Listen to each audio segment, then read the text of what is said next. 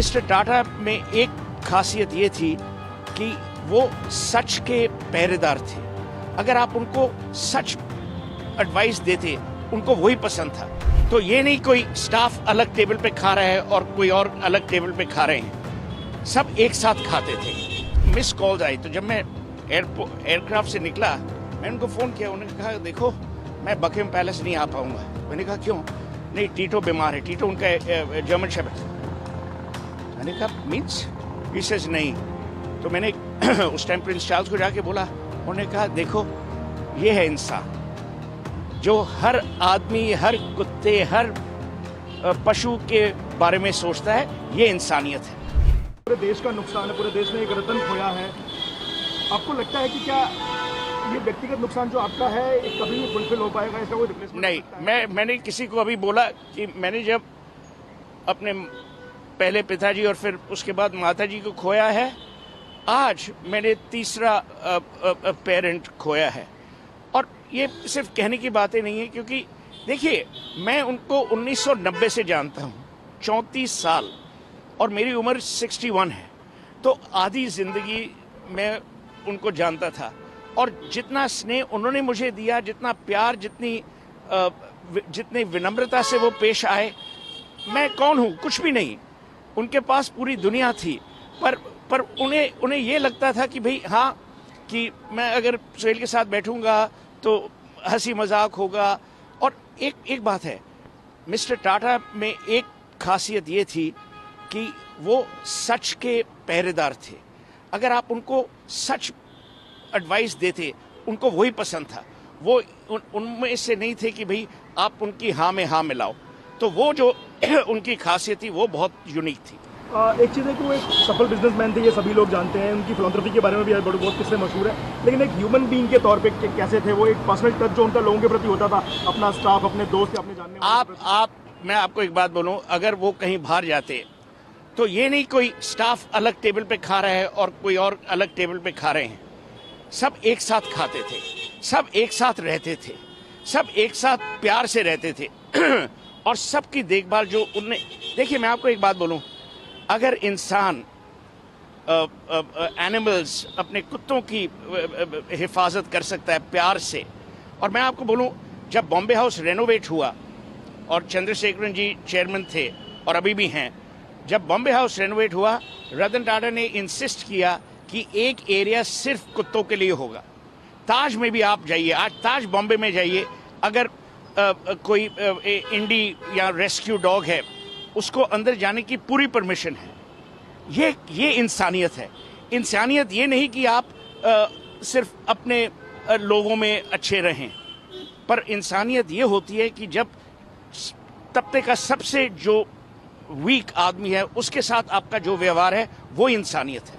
Sir, businessman तो बहुत successful थे, उन्होंने मनी फोल्ड बढ़ाया, जो पूरा रेवेन्यू था अपने ग्रुप का। लेकिन इंसान के तौर पे बहुत सफल है। आपने बताया हमेशा उन्होंने बिजनेस के ऊपर देश को तरजीह दी। अगर बिजनेस में फायदा हो रहा है और देश के नुकसान में, तो उसको छोड़ देते। मैं आपको एक बात बोलूं, मैंने ये लिखा भी हुआ है, 2008 में मैंने लिखा था। मैं नरेंद्र मोदी जी के घर था गांधीनगर में, तो उनने मुझे पूछा कल कहाँ जा रहे हो? तो मैंने कहा बम्बई। तो उन्होंने कहा जब रतन टाटा को अगर मिलोगे तो मिस्टर टाटा को बोलना कि नैनो यहाँ ले आए। तो मैंने ये मैसेज कम्युनिकेट की। उसके बाद, और ये नरेंद्र मोदी की भी, you have to give him credit, उसके बाद पूरा वो जो सनद एरिया था वो ऑटो हब बन गया। पर क्यों मिस्टर टाटा ने नैनो क्यों शुरू की? नैनो इसलिए शुरू की क्योंकि एक दिन जब वो ड्राइव कर रहे थे, उन्होंने देखा कि एक परिवार एक स्कूटर पे भीग रहा है। तो उन्होंने कहा हम लोग 1 लाख की गाड़ी क्यों नहीं बना सकते, और वही हुआ। पर मैं अब ये बोलना नहीं चाहता, कंपटीशन ने एक बहुत ही भयानक रोल प्ले किया था, उसके बारे में ये अभी समय नहीं है बोलने का। एयर इंडिया जब वापस आया 2022 में, उनके मन में जो खुशी थी, क्योंकि आप याद रखिए उन्होंने जितना एयरलाइंस में इन्वेस्ट किया है, और एयरलाइंस को वो इतनी अच्छी तरह जानते और कोई नहीं जानता। उन्होंने चेयरमैनशिप से रिटायर होने के बाद जब फुल टाइम वो नहीं काम कर पा रहे, तो उनकी जो छोटे इन्वेस्टमेंट जहाँ भी लगाए वो सारे बहुत अच्छी तरीके से। वही तो मैं आपको बोल रहा हूँ, वो क्योंकि रतन टाटा भारत और भारतीय में विश्वास करते थे। जब मोदी जी ने स्टार्टअप इंडिया किया, उसके कई साल पहले रतन टाटा ने इन्वेस्ट किया। और रतन टाटा जानते थे कि जहां वो इन्वेस्ट करेंगे उन लोगों की बिजनेसेस में और लोग इन्वेस्ट करेंगे। इसी भरोसे पे कि रतन टाटा ने इन्वेस्ट किया तो उन्हें प्रोत्साहन किया, उन्हें इंकरेजमेंट दी। ये कोई नहीं करता। उनके बारे में कई सारे ऐसे छोटे किस्से हैं जो मशहूर हैं कि जब उन्होंने एक छोटे ह्यूमैनिटेरियन टच के लिए कुछ बहुत बड़ा एक स्टेप लिया हो, जैसे अभी आप हमें बता रहे थे कि उन्होंने किंग चार्ल्स का एक न्योता ठुकरा दिया था क्योंकि तो उन्होंने किंग चार्ल्स ने उस टाइम प्रिंस चार्ल्स थे, बकिंगम पैलेस में उन्हें लाइफ टाइम अचीवमेंट अवार्ड उन्हें देना था। तो मैं 4 दिन पहले लंदन पहुंच गया तो टाटा साहब का मुझे मिस कॉल्स आई। तो जब मैं एयरक्राफ्ट से निकला मैं उनको फ़ोन किया, उन्होंने कहा देखो मैं बकिंगम पैलेस नहीं आ पाऊंगा। मैंने कहा क्यों? नहीं, टीटो बीमार है। टीटो उनका जर्मन शब्द है। मैंने कहा मीन्स? विशेष नहीं।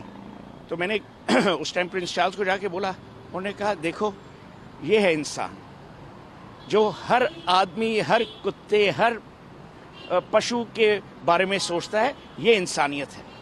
सर आप उनके काफ़ी करीब थे, उनके हर पहलू से आप वाकिफ थे। अच्छे बिजनेसमैन, एक सक्सेसफुल पायलट, अच्छे इंसान, एक अच्छे कंपनी के लीडर। आप कैसे चाहते हैं कि दुनिया उनको याद करे, रतन टाटा को, पद्म विभूषण रतन टाटा, बिजनेसमैन रतन टाटा, ये किस तरीके से? भारत का रतन, बस वो यही चाहते थे कि लोग उन्हें प्यार से, विनम्रता से और मोह से याद करें। उन्हें कोई अवार्ड ऑनर जो थी, कोई अवार्ड ऑनर ऐसी नहीं है जो उन्हें नहीं मिली। वो भारत के रत्न हैं, भारत के रत्न रहेंगे। और मैं समझता हूं कि रतन टाटा शायद स्वर्ग चले गए हैं, ही हैज लेफ्ट, अब दुनिया में नहीं रहे, पर हमारे दिलों में, हमारे दिमाग में, हमारी संस्कृति में वो जरूर रहेंगे। एक लॉन्ग पेंडिंग डिमांड है जो पूरे कंट्रीमेन में काफ़ी लोग ये मांग करते रहे हैं कि रतन टाटा को भारत रत्न दिया जाना चाहिए। एक बिजनेसमैन जिसने फिलैंथ्रोपी को एक नई हाइट दी, एक देशभक्त। मैंने तो ट्वीट भी किया है कि और उसमें मैंने मोदी जी को टैग किया कि भाई मेरे हिसाब से और कोई आदमी इस दुनिया में नहीं है, हमारे देश में नहीं है जिसे भारत रत्न और डिजर्विंग होना चाहिए। हाँ सर, ऐसे मौके पे कई सारी ऐसी चीज़ें हैं जो लोगों को याद आती हैं और वो भावुक कर जाती हैं। आप भी अभी थोड़ी पहले हमारे साथ बात करते हुए भावुक हो रहे थे। कुछ ऐसा एक पर्सनल टच जो आप उनसे शेयर कर पाए जो रतन टाटा और आपके बीच रही हुई अब तक? वो मैं शेयर नहीं करूंगा, पर मैं सिर्फ यही करूं, जैसे मैंने आपको कहा कि मेरे लिए वो पिता समान थे, दोस्त थे। और उससे ज़्यादा मैं आपको क्या कहूं इस समय पे जो चोट सिर्फ मुझे नहीं, ये गलत बात है कि सिर्फ मैं भावुक हूं। आप देखिए, आप लोगों से पूछिए, मैंने ऐसा कभी नहीं देखा। और ये रतन टाटा का बड़प्पन है। सर टाटा ग्रुप का बिजनेस और टाटा ग्रुप के जो फिलैंथ्रोपी प्रोजेक्ट है उनका फ्यूचर आप यहाँ से किस तरीके से देखते हैं? बहुत बढ़िया, क्योंकि चंद्रशेखरन जी जो चेयरमैन हैं और नोएल टाटा और मेली मिस्त्री जो टाटा ट्रस्ट में है, वो देखेंगे कि जो लेगेसी टाटा हाउस की है, हाउस ऑफ टाटा की है, वो क़यामत रहे।